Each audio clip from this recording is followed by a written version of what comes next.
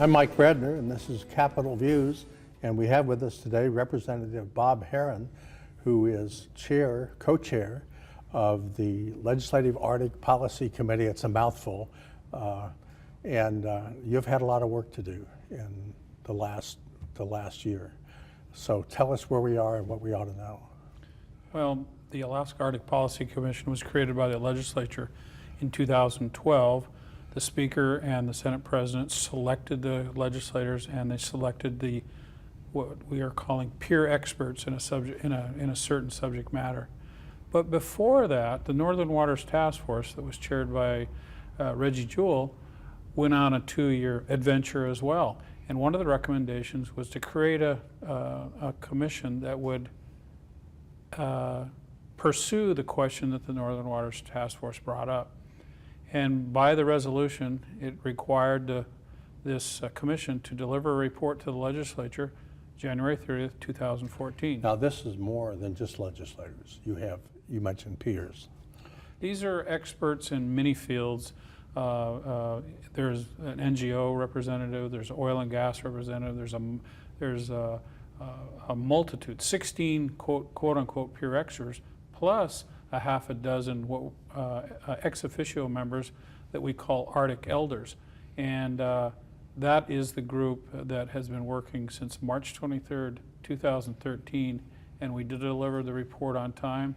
And over the last couple of days, we've been giving briefings on the executive summary and the full preliminary report. Well, what's the important thing for us to know about how the Arctic Committee works and how it interacts with other people and other governments and the executive? Well, starting with the governor's office, is the governor asked Stephanie Moreland to be his representative on the commission. So working closely with the governor, we're listening and learning from the governor through Stephanie about his Alaska and Arctic priorities. Then we've been actively involved in a discussion with the White House led by our own Alaskan Brendan Kelly, who is working back there now, and David Bolton, considered the Arctic ambassador for the State Department, and another a talent in the White House, a man named Eric Cooper. So we've been actively engaged in those conversations. And over the interim, we have had many visits through communities around the state, specifically, specifically Barrow and Unalaska, Fairbanks and Anchorage, now back to Juneau. And so this outreach has been proven very successful. But besides these big meetings in these communities, teams on the commission led by legislators have been meeting throughout the interim. Now, we're an Arctic state. We make the country an Arctic nation, but we also have our indigenous people, and that's a whole nother circle that communicates with other indigenous people. So that's also part of the commission. Yes, it's very important that we have the conversations with the indigenous people of the Arctic. And what's interesting, for example, on the Arctic Council, there are permanent participants, and 4 of those participants are Alaska indigenous groups: the Inuit Circumpolar Conference, the Gwich'in Council, the Athabascan Council, and the Aleut International Association. So very few people know that there are many Alaskans, indigenous, that are permanent participants and are very active in the Arctic Council. Now the Circumpolar Conference goes back a long time. Yes, it's almost 25 years old. And it was founded actually by our Inupiat Eskimos. Eben Hobson was the leader. He was visionary in this fact. And they had the means to put it together. What started first with Greenland, and then it expanded steadily.